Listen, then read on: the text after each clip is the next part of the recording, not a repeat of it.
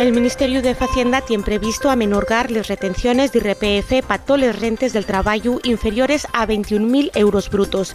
Tampoco non va a facer ninguna retención para les que tean per baixo de 15.876 euros, lo que incluye a quien cobren el salario mínimo interprofesional.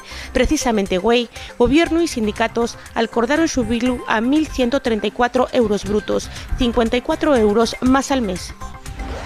Casi 274.000 visitantes usaron el plan especial de transporte a los llagos de Cuadonga el año pasado y es casi un 9% más que el año anterior. En el 2023 hubo una media de 1.500 viajeros cada día.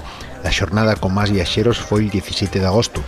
5.890 personas usaron el transporte público para subir a los llagos.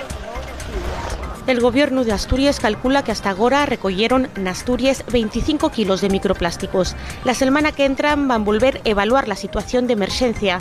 El consejero de Fomento considera que la respuesta que se dio en Asturias fue rápida y eficiente.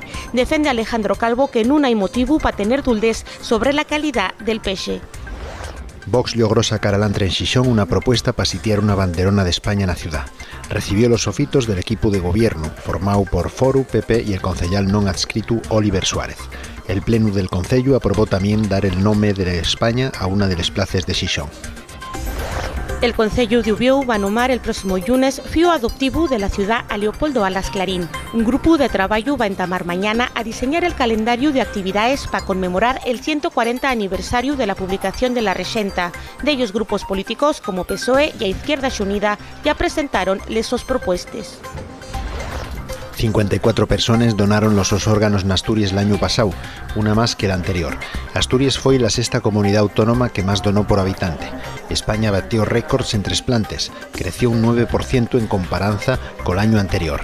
Más de la mitad de las personas que donaron los sus órganos tenían más de 60 años.